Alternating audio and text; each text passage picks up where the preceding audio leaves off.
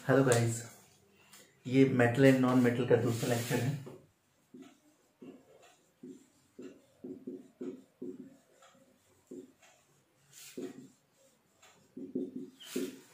ये metal and non metal का part 2 है, सेकेंड पार्ट है। इसमें आज हम केमिकल प्रॉपर्टीज के बारे में डिस्कस करेंगे।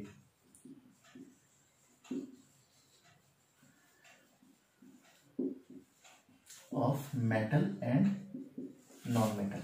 इस लेक्चर में आज हम कंप्लीटली केमिकल प्रॉपर्टीज के बारे में डिस्कस करेंगे कि मेटल और नॉन मेटल में क्या क्या केमिकल प्रॉपर्टीज होता है और वो कैसे एयर में रिएक्ट करते हैं, वाटर के साथ कैसे रिएक्ट करते हैं, एसिड के साथ रिएक्ट कैसे करते हैं, मेटल नॉन मेटल के साथ कैसे रिएक्ट करते हैं, इन सब चीज के बारे में डिस्कस करेंगे। तो आइए शुरू करते हैं इस बात को। तो केमिकल प्रॉपर्टी का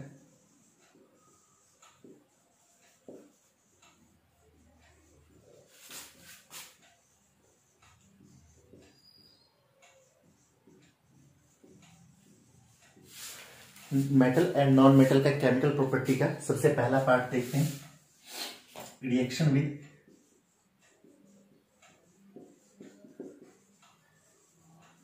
एयर या ऑक्सीजन।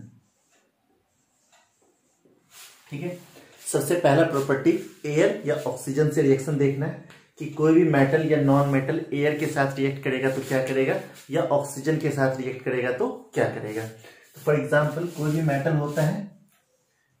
होता है जब वो ऑक्सीजन के साथ रिएक्ट करता है तो मेटालिक ऑक्साइड बनाता है। कोई भी मेटल जब एयर के साथ रिएक्ट करता है या ऑक्सीजन के साथ रिएक्ट करता है तो वो मेटालिक ऑक्साइड बनाता है। और इस मेटालिक ऑक्साइड का एक खास बात होता है कि ये ऑक्साइड जो होता है वो बेसिक इन नेचर होते हैं। यानी कि मेटल के ऑक्साइड कैसे होते हैं, बेसिक होते हैं। मेटल के ऑक्साइड कैसे होते हैं, बेसिक होते हैं। फॉर एग्जाम्पल अगर देखना चाहें Cu प्लस O2 तो ये बनाएंगे CuO। क्या बनाएंगे, CuO, कॉपर ऑक्साइड। बैलेंस कर लीजिए, यहाँ 2 लगा दीजिए, यहाँ 2 लगा दीजिए। कॉपर जब ऑक्सीजन से रिएक्ट करता है तो क्या बनाता है, CuO बनाता है, कॉपर ऑक्साइड बनाता है। और ये कॉपर ऑक्साइड कैसा होता है, ये ब्लैक कलर का होता है। कॉपर ऑक्साइड कैसा होता है, ब्लैक कलर का। जब आप किसी कॉपर के वायर को आग पे गर्म करेंगे, जलाएंगे, ठीक है, जब किसी कॉपर के वायर को आग पे जलाएंगे, गर्म करेंगे, उस पे एक ब्लैक कलर की कोडिंग हो जाएगी। ठीक है, उस ब्लैक कोडिंग को कॉपर ऑक्साइड कहते हैं। ठीक है, यानी कि ये कॉपर कंप्लीटली तो बर्न नहीं होता लेकिन एक ब्लैक कलर की कोडिंग बना देगा। ठीक है, ऐसे ही अगर दूसरा एग्जाम्पल लें, एल्यूमिनियम है, ये ऑक्सीजन के साथ बर्न करेंगे तो ये Al2O3 बनाता है। क्या बनाता है, Al2O3 बनाता है। इसको हम कहते हैं एल्यूमिनियम ऑक्साइड।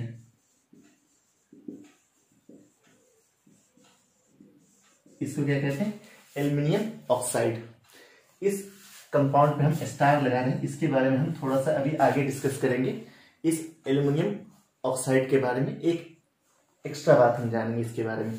ऐसे ही एक और एग्जांपल देख लेते हैं, जैसे कोई मैग्नीशियम है, इसको जब ऑक्सीजन के प्रेजेंट में जलाते हैं तो ये MgO बनाता है। क्या बनाता है, MgO।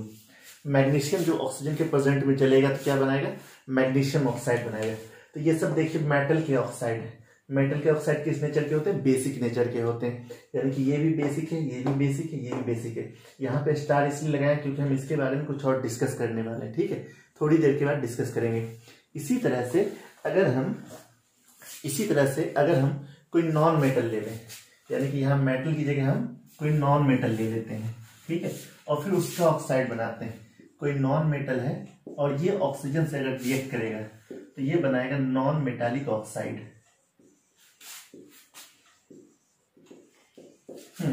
तो देखो बच्चों, जैसे मेटल के ऑक्साइड होते हैं वो बेसिक नेचर के होते हैं, तो नॉन मेटल के ऑक्साइड किस नेचर के होंगे, ये एसिडिक नेचर के होते हैं। ये किस नेचर के होते हैं, एसिडिक इन नेचर।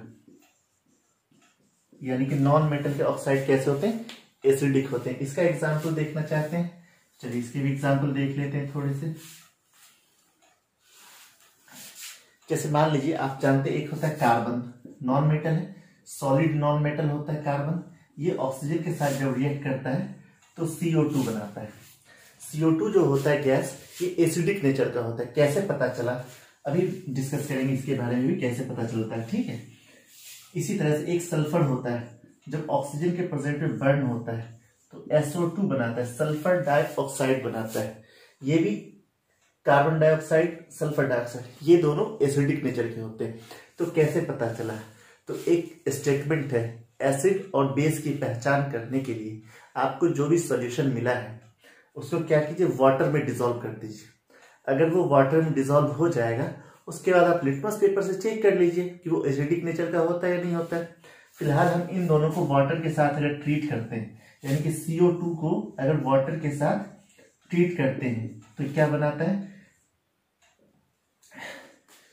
ये बनाता है H2CO3, H2CO3, यानी कि कार्बोनिक एसिड बनाता है। इसको कहते हैं कार्बोनिक एसिड, ठीक है। CO2 जब वाटर के साथ रिएक्ट करता है तो क्या बनाता है, कार्बोनिक एसिड बनाता है। ऐसे ही SO2 जब वाटर के साथ रिएक्ट करता है, ऐसे ही SO2 जब वाटर के साथ रिएक्ट करता है तो क्या बनाता है, वो सल्फ्यूरिक एसिड बनाता है। क्या बनाता है, फॉर एग्जाम्पल यहां लिख देते हैं, मान लीजिए SO2 जब वाटर के साथ रिएक्ट करता है तो क्या बनाता है, H2SO4, सल्फ्यूरिक एसिड, ठीक है। जो हमारे घरों में जब हम बारिश का मौसम आता है तो हम कहते हैं एसिड रेन हो रहा है ना। तो ये एसिड रेन यही है, कार्बोनिक एसिड, सल्फ्यूरिक एसिड, इन्हीं की वजह से एसिड रेन होता है। जो हमारे व्हीकल्स होते हैं, गाड़ियां होती हैं, उनसे कार्बन डाइऑक्साइड निकलते हैं, सल्फर डाइऑक्साइड निकलते हैं, ये हमारे इन्वायरमेंट में चले जाते हैं। तो इन्वायरमेंट में जाने के बाद क्या होता है, इन्वायरमेंट में ये पोल्यूशन क्रिएट करते हैं और फिर वो वाटर से मिल करके हमारे अर्थ पे जब वो आते हैं तो क्या बनाते हैं, एसिड रेन बनाते हैं। तो एसिड रेन का फॉर्मूला अगर हो तो क्या कहेंगे, H2CO3, H2SO4, ये एसिड रेन होते हैं, है ना।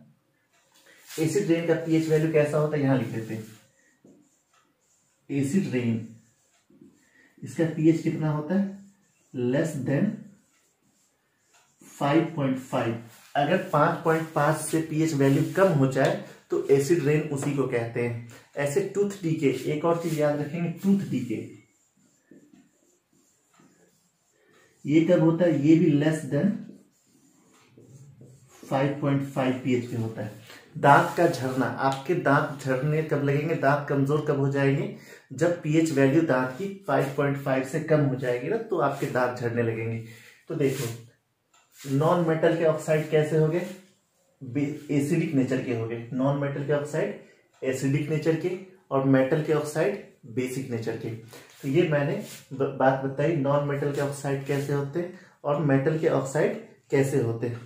कुछ बात और समझते हैं इसके बारे में। अब देखो, कुछ मेटल ऐसे होते हैं जो एयर में रखने के बाद एयर से विगोरसली रिएक्ट करते हैं, यानी कि बहुत तेजी से आग पकड़ने लगता है। इसका एग्जांपल क्या हो सकता है, एक लिथियम, सोडियम और पोटाशियम, दे कैच फायर। ये जो होते हैं ना, आग पकड़ लेते हैं आराम से। और कैसे पकड़ेंगे आग, when they comes in contact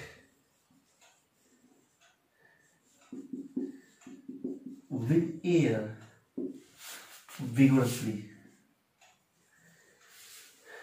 they catch fire vigorously। ये बहुत तेजी से, vigorously का मतलब बहुत तेजी से, ये आग पकड़ लेते हैं बहुत तेजी से जब ये जब ये ऑक्सीजन के कांटेक्ट में आते हैं, एयर या ऑक्सीजन, एयर या ऑक्सीजन। यानी कि लिथियम, सोडियम और पोटाशियम जब कभी ऑक्सीजन के कांटेक्ट में आते हैं तो बहुत तेजी से आग पकड़ लेते हैं, ठीक है, जलना शुरू कर देते हैं। सो दे केप्ट इन केरोसिन। तो आपसे एग्जाम में पूछता है सोडियम को केरोसिन में डुबाकर क्यों रखा जाता है, या फिर पोटाशियम को केरोसिन में डुबाकर क्यों रखा जाता है। ऐसे ही पूछ सकता है लिथियम को भी केरोसिन में डुबाकर क्यों रखा जाता है। तो रीजन क्या होगा, ये जो होता है बहुत तेजी के साथ आग पकड़ लेते हैं जब ये एयर या ऑक्सीजन के कांटेक्ट में आते हैं, इसलिए इनको कैसा रखा जाता है, केरोसिन में रखा जाता है। ठीक है, आई थिंक ये एक पॉइंट क्लियर हो गया होगा। इसी तरह से कुछ एलिमेंट और होते हैं, उनके नाम लिखते हैं मैग्नीशियम, एल्यूमिनियम, जिंक, प्लम्बम। ठीक है, ये सब कुछ ऐसे एलिमेंट हैं, ये when they comes in contact with oxygen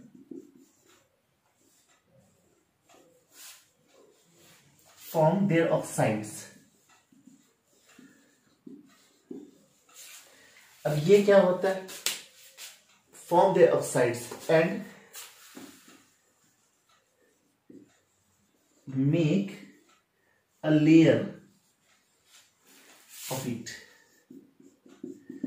यानी कि ये कुछ मेटल ऐसे हैं, ये कुछ मेटल ऐसे हैं, कौन कौन metal, magnesium, aluminium, zinc, lead. ठीक है, ये कुछ ऐसे मेटल हैं, पीबी, लेड, ये कुछ ऐसे मेटल हैं जब एयर के कांटेक्ट में आते हैं तो क्या करते हैं, ऑक्साइड्स बना लेते हैं। और वो भी कहां पे बनाते हैं, अपने सरफेस पे बनाते हैं, यानी कि एक लेयर बना लेते हैं। फॉर एग्जांपल मान लीजिए ये मान लीजिए मैग्नीशियम रिबन है। ठीक है, तो ये एयर के कांटेक्ट में आएंगे, इसके ऊपर एक मैग्नीशियम का लेयर जम जाएगा, जिसकी वजह से अब वो फर्दर ऑक्सीडाइज नहीं हो पाएगा, यानी कि वो मैग्नीशियम लेयर जो होता है उसको प्रिवेंट करता है फर्दर ऑक्सीडाइज होने से।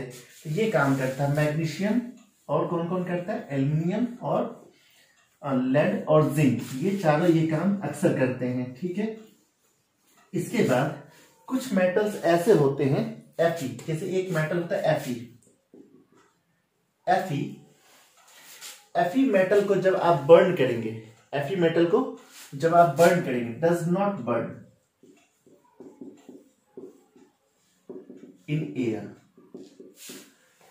जब आप Fe को यानी कि लोहे को जब आप जलाते हैं, बर्न करते हैं, तो ये जलता नहीं है, ये रेडिश हॉट हो जाता है, बहुत गर्म हो जाएगा, लाल तक, इतना ज्यादा लाल कि आप उस पर हैमर मार के उसको शेप पे चेंज कर सकते। बट Fe या आयरन फिलिंग्स का मतलब होता है आयरन के पाउडर। आयरन फिलिंग्स का मतलब क्या होता है, आयरन के powder. burns vigorously in air। लेकिन आयरन फिलिंग्स जो होते हैं ना, यानी कि आयरन के पाउडर बहुत तेजी के साथ हवा में जलते हैं। ठीक है, ऐसे ही आपने एक चीज देखा, copper burn and form black colour substance, black color compound called copper oxide. जब हम कॉपर को जलाते हैं तो वो ब्लैक कलर का सब्सटेंस बनाता है, ब्लैक कलर की कंपाउंड बनाते हैं। इसी ब्लैक कलर कंपाउंड को क्या कहते हैं, कॉपर ऑक्साइड। आपसे एग्जाम में बोलता है एक मेटल है जो ब्राउन कलर का होता है, उसको जब हम बर्न करते हैं तो वो ब्लैक कलर का कंपाउंड बनाता है। उस ब्राउन मेटल का नाम बताइए और उस ब्लैक कंपाउंड का नाम बताइए। यानी कि एक एक्स मेटल है जिसको जब जलाते हैं तो ब्लैक कलर का एक कंपाउंड बनाता है, तो उस ब्लैक कंपाउंड का नाम वाई है, उसका एक्स और वाई का नाम बताइए, उस रिएक्शन को भी लिखिए। तो आपको क्या लिखना होगा, Cu + O2 tends to 2CuO। यहाँ पे 2 लगा के बैलेंस कर लेंगे। इस तरह से हमारा रिएक्शन कंप्लीट हो जाता है। ठीक है, आई थिंक यहाँ पर ऑक्सीजन से रिएक्शन कैसा कैसा हो रहा है ये आपको समझ में आ रहा होगा। ये ज्यादा मुश्किल नहीं है, ठीक है, और ये आसान भी है। आइए इसके बाद कुछ और देखते हैं एग्जाम्पल। कुछ मेटल ऐसे होते हैं जो ऑक्सीजन के साथ रिएक्ट ही नहीं करते, जैसे गोल्ड, सिल्वर यानी कि Au, Ag do not react ये जो होते हैं ना ऑक्सीजन से रिएक्ट भी नहीं करते हैं। तो कुछ मेटल तो ऐसे हो गए जो ऑक्सीजन से रिएक्ट नहीं करते हैं। अब यहां पर भी कुछ एक्सेप्शंस हैं। एक्सेप्शंस मेटल के बारे में भी है और नॉन मेटल के बारे में भी। मेटल के बारे में ऑक्सीजन के एक्सेप्शंस क्या होता है? क्रोमियम ऑक्साइड CrO3, ठीक है, CrO3। और क्या होता है? Mn2O7, ठीक है, Mn2O7। और क्या होता है? ये जो होते हैं मेटल क्या होता है? क्रोमियम मेटल है, मैग्नीज मेटल है, इन दोनों के ऑक्साइड एसिडिक होते हैं। बस इतना ही याद रख लो, क्रोमियम ऑक्साइड, मैग्नीशियम ऑक्साइड, है ना, ये जो होते हैं कैसे होते हैं? एसिडिक नेचर के होते हैं, ये एसिडिक नेचर के होते हैं। Mn जो होता है ना, इसका वैलेंसी +7 होता है, Mn की वैलेंसी +7 होता है। सबसे ज्यादा वैलेंसी रखने वाला मेटल मैग्नीज होता है, मैक्सिमम वैलेंसी Mn का होता है, ठीक है, इसका वैलेंसी 7 होता है प्लस का, इसलिए यहां 7 आ गया, ठीक है। तो ये एसिडिक नेचर का होता है। क्रोमियम ऑक्साइड, क्रोमियम, इसकी वैलेंसी +3 होता है, ठीक है, तो यहां पे आ गया, ठीक है। तो ये भी कैसा होता है? एसिडिक नेचर का होता है, ये एसिडिक और ये एसिडिक, ठीक है। उसी तरह से नॉन मेटल में क्या हो जाएगा? ये मेटल के, ये कैसे? Metallic oxides, metallic oxide which are acidic. इसी तरह से नॉन मेटालिक ऑक्साइड्स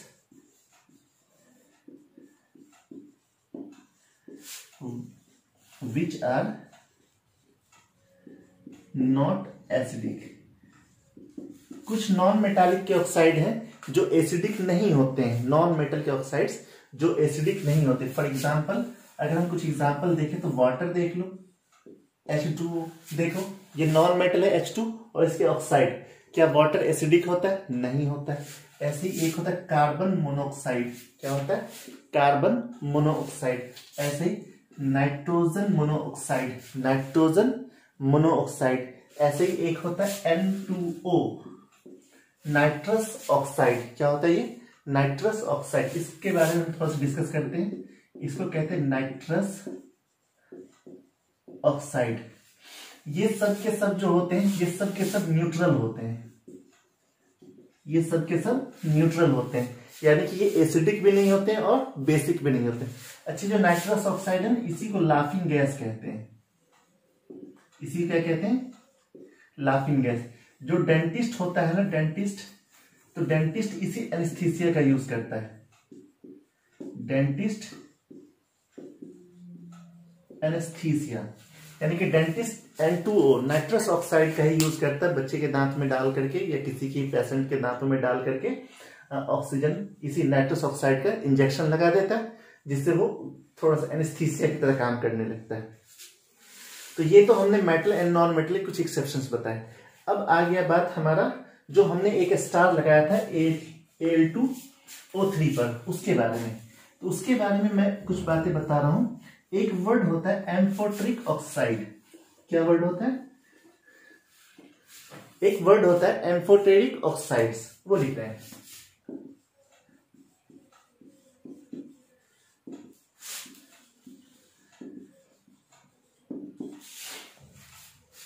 कुछ मेटल के ऑक्साइड ऐसे होते हैं जो एसिडिक भी होते हैं और बेसिक भी होते हैं। अब ये डिपेंड करता है कि उसके आगे आने वाला कंपाउंड कैसा है। जैसे अगर कोई मेटल के ऑक्साइड एसिडिक हैं, उसको अगर हम किसी बेस से रिएक्ट करवाएंगे तो सॉल्ट बना देगा। और अगर कोई मेटल के ऑक्साइड बेसिक है तो उसको किसी एसिड से रिएक्ट करवा देंगे, फिर सॉल्ट बना देगा। लेकिन कुछ मेटल के ऑक्साइड ऐसे होते हैं जो एसिडिक भी होते हैं और बेसिक भी होते हैं। ये डिपेंड करता है इस बात पर कि उसके साथ आगे आने वाला रिएक्शन करने वाला कंपाउंड क्या है, एसिडिक है या बेसिक है। तो हम इसके बारे में लिखेंगे, some metallic oxides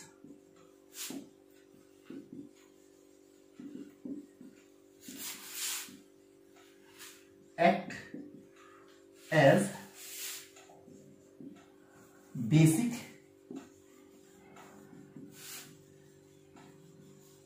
as well as acidic are called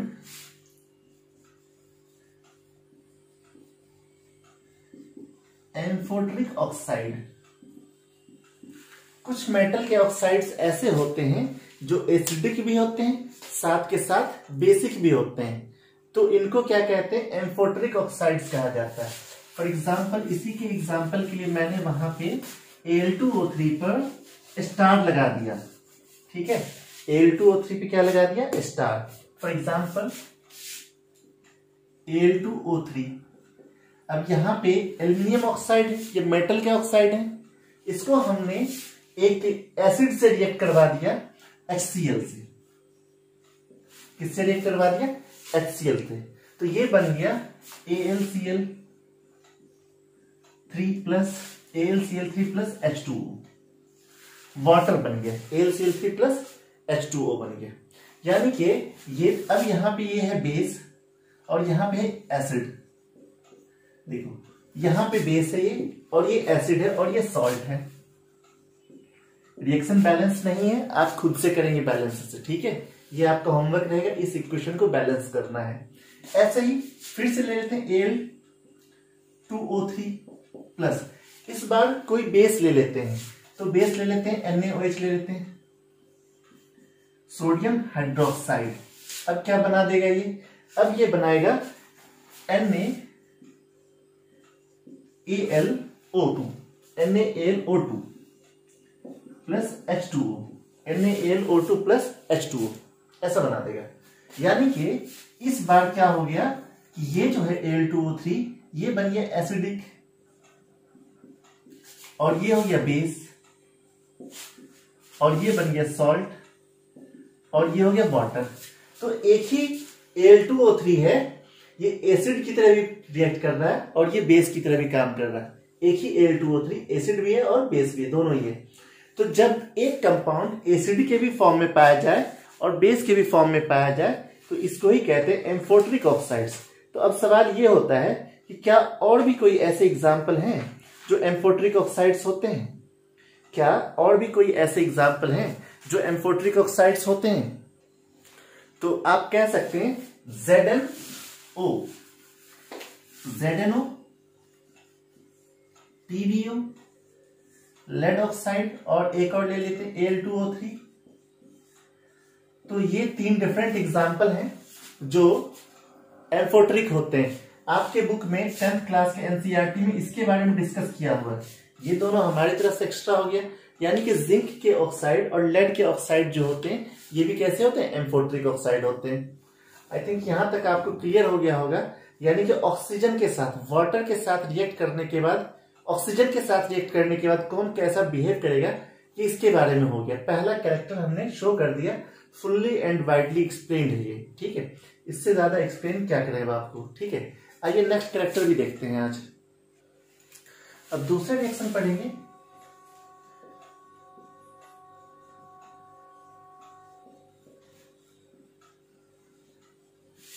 reaction with water. क्या होता है जब कोई मेटल वाटर के साथ रिएक्ट करता है? जब कोई मेटल वाटर के साथ रिएक्ट करता है तो क्या बनाता है, ये बनाता है मेटालिक हाइड्रोक्साइड।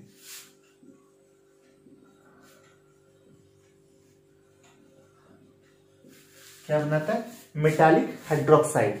जब कोई मेटल किसी वाटर के साथ रिएक्ट करता है तो क्या बनाता है, मेटालिक हाइड्रोक्साइड बनाता है। For example Na plus H2O, ठीक है। Na सोडियम होता है, H2O ये होता है NaOH प्लस साथ में हाइड्रोजन गैस इवॉल्व आउट होता है। साथ में क्या निकलता है, हाइड्रोजन गैस। तो यहां लिख सकते हैं प्लस H2, साथ में हाइड्रोजन गैस भी निकलता है।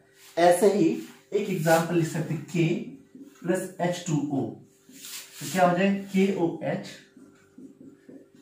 Plus H2।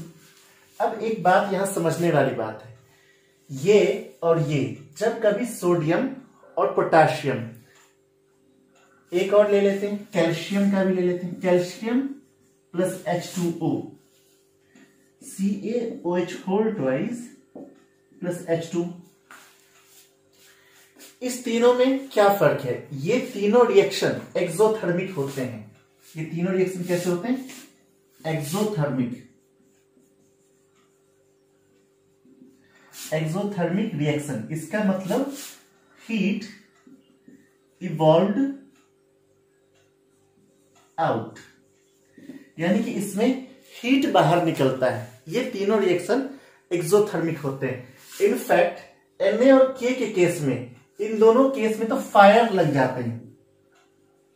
इसके केस में फायर और यहां भी फायर लग जाता है।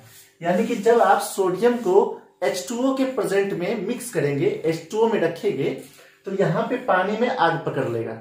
उसी तरह से K को भी H2O के साथ लगाएंगे तो पानी में आग पकड़ लेगा। क्या पकड़ लेगा? इन दोनों ही कंडीशन में पानी में आग पकड़ लेगा। इसका जो फायर होता है ये लगभग पर्पल कलर का होता है, ये लगभग पर्पल कलर का होता है। लेकिन अगर इसके फायर की बात करें तो गोल्डन कलर का होता है, लगभग गोल्डन येलो कह सकते हैं, गोल्डन येलो। तो ये जो पोटेशियम होता है इसके फायर का कलर लिख रहा हूं मैं, गोल्डन येलो होता है। और ये इसका कलर जो होता है पर्पल, लिलिक कहते हैं, लिलिक या पर्पल कह लो, तो पर्पल कलर का इसका फायर होता है। अब फायर पकड़ता क्यों है? एक्चुअल होता क्या है कि जब हम सोडियम को वाटर में डिसॉल्व करते हैं तो सोडियम जो है वाटर के सरफेस पे फ्लोट करना शुरू कर देता है। उसी तरह पोटेशियम भी वाटर के सरफेस पे फ्लोट करना शुरू कर देता है और इतना ज्यादा हीट इवॉल्व होता है, उस हीट की वजह से इस हाइड्रोजन में आग पकड़ लेता है।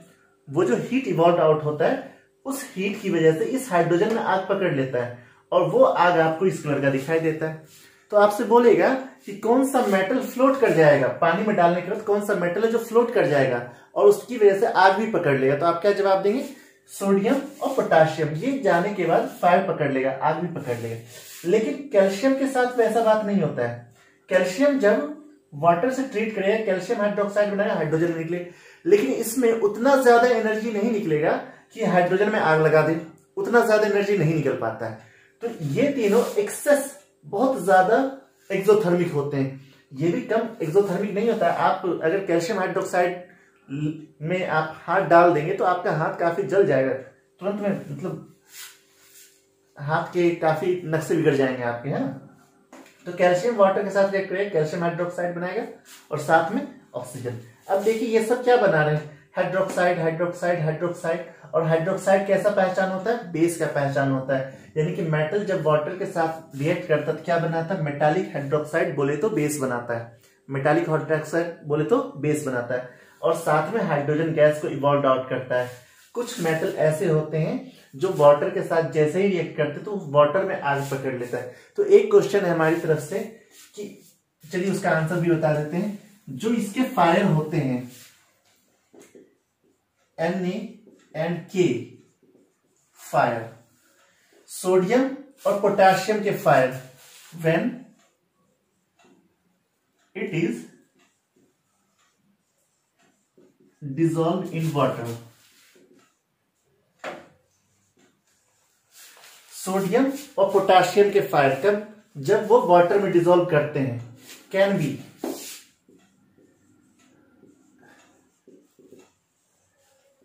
Extinguished by. तो कैसे नियंत्रण किया जाता है, कैसे उसको बुझाया जाता है? तो अब उसमें पानी तो आप डाल नहीं सकते, पानी डालने से तो आग बुझेगा नहीं, तो वहां पे आप फायर एक्सटिंग्विशर का यूज करने जाएंगे, ठीक है। तो फायर एक्सटिंग्विशर से भी ज्यादा बेहतर इसका एग्जाम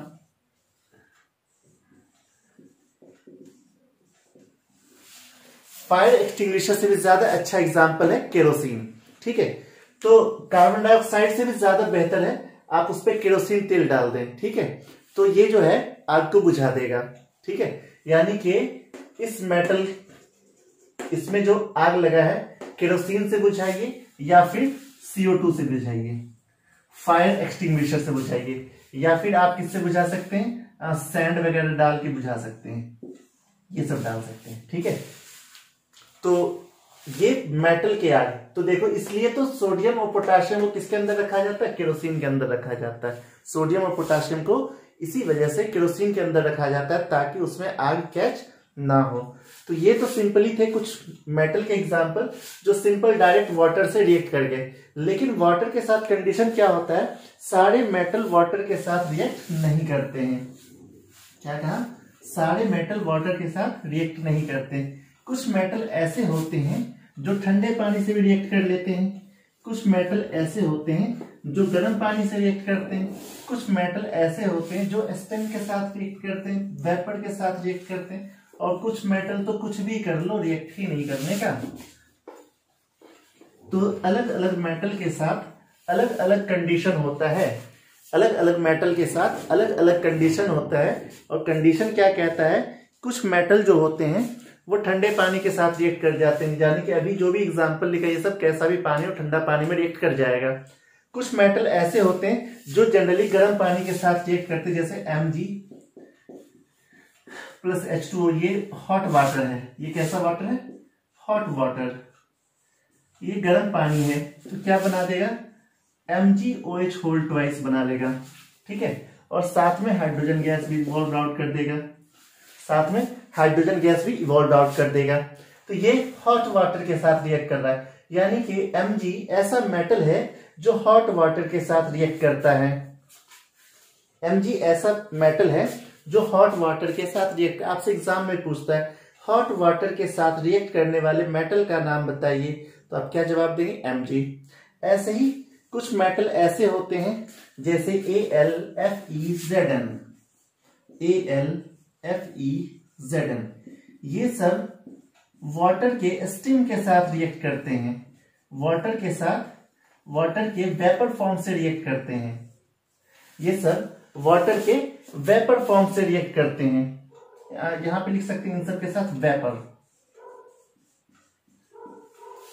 ये सब किसके साथ रिएक्ट करते हैं? वेपर फॉर्म के साथ रिएक्ट करते हैं। तो Fe2O3 लिख सकते हैं, यहां पे अगर लिखें Fe2O3 plus hydrogen gas evolve out हो जाएगा। ऐसे ही Al2O3 plus hydrogen gas, ZnO plus hydrogen gas, इसके लिए क्या होगा? Al2O3 प्लस H2, इसके लिए क्या हो जाएगा? ZnO plus H2। तो अपवर्ड एरो इसलिए लगा रहे हैं क्योंकि ये इवॉल्व आउट होकर के बाहर निकल जाता है, ठीक है। ये Fe2O3 है, Fe2O3 है ना। तो ये हमने कुछ मेटल के एग्जाम्पल बताए जो वाटर के साथ इस तरह से रिएक्ट करते हैं। बट कुछ मेटल ऐसे होते हैं जो कुछ भी कर लो हम रिएक्शन करेंगे ही नहीं। कुछ मेटल ऐसे होते हैं जो कुछ भी कर लो वो रिएक्शन करेंगे ही नहीं, जैसे लेड,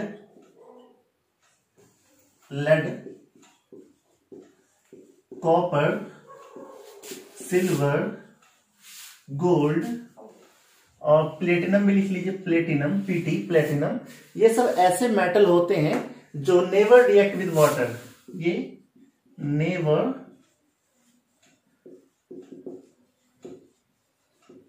रिएक्ट विद वाटर, ये वाटर के साथ कभी रिएक्ट नहीं करते हैं।